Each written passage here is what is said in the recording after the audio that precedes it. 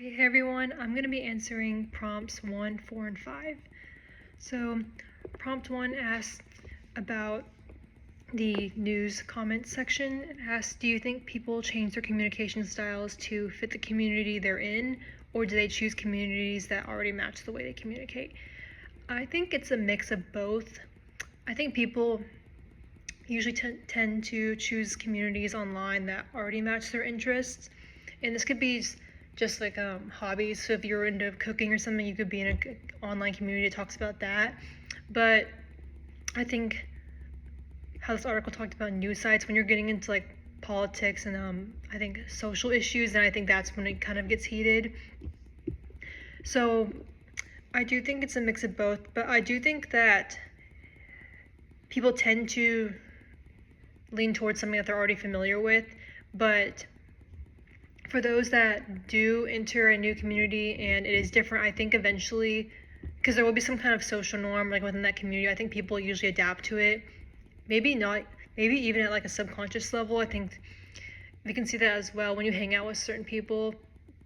I feel like everyone starts to kind of use the same vernacular and everything like that. So I do think whenever you are going into a different community, and even though it's different initially, I think for some reason, I guess it's just like behavioral, that you eventually will pick up on the same like behaviors that other people are saying.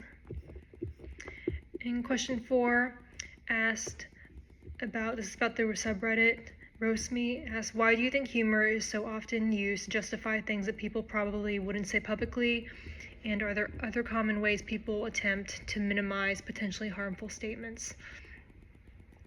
So yeah, I definitely think humor, I think it's just an excuse. I mean, there's like a fine line, I think, between joking about stuff, but I mean, you're starting to use like racial stereotypes and use slurs, and like that's not even funny. And then people, I think we'll just say, like the article said, people say, "Oh, it's just a joke," and then, I mean, in my opinion, that's just an excuse. It's like I feel like there's like nothing you can say to defend yourself from saying stuff like that. And some other phrases that kind of came to mind, like other ways people attempt to minimize harmful statements, is I hear people say like, "Oh, it's not that deep," or it's like everyone says that. It's like it's for some reason if everyone says it, then it's fine, or I didn't mean it like that, or like stuff like that. You know what I mean? And I just feel like making excuses isn't really helping. And yeah, but this article was really interesting to me, and I feel like it was interesting because I haven't really read that many studies about Reddit specifically, so that was pretty interesting. And then question 5 asks, do you think it's possible to undo harm once something has been shared on the internet?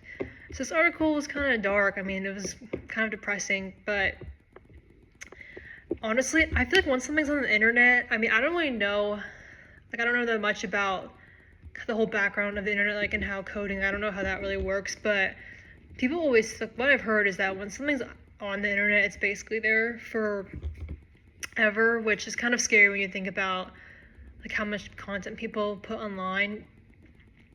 And in regards to this article, this sucks, because if someone does post content that this person didn't consent to, like the article said, it could be shared to it could be copied, shared, it could be like linked to other websites, and then I don't know if there's a way, if there is some content online, I don't know if there is a way for you to see every copy online and then get rid of it, but I just feel like people can always make copies.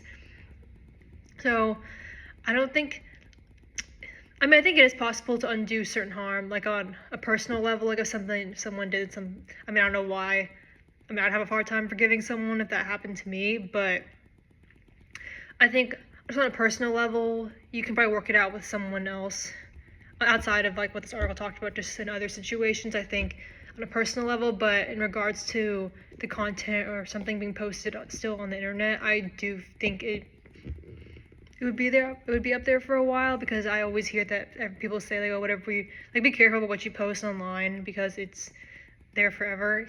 I don't know, this kind of made me think of, this is a silly example, but in the reality show Love Island, like a lot of, like not just this season but in the past, a lot of the islanders, they'll be on the show and then people do some digging, like the fans or whatever will go and deep dive into like their past, and they'll find like screenshots or records of them saying something like a racial slur or saying something. So I mean, I do think it shows that, like, you know, what you put on the internet and everything is kind of going to last forever. You know what I mean? So I definitely think it kind of showed me in general that you kind of have to be careful about what you post, because you have no idea. I mean, if it is up there forever, I feel like then somehow people can find it. So it kind of just showed me to kind of be mindful and aware of that. But yeah, these articles were really interesting. I thought it was interesting to look at kind of online and the media and everything. I definitely thought the subreddit one was really interesting, because Reddit seems to be like not that, I mean, I haven't read that many studies on it, but it was very interesting. And yeah, that's all I have.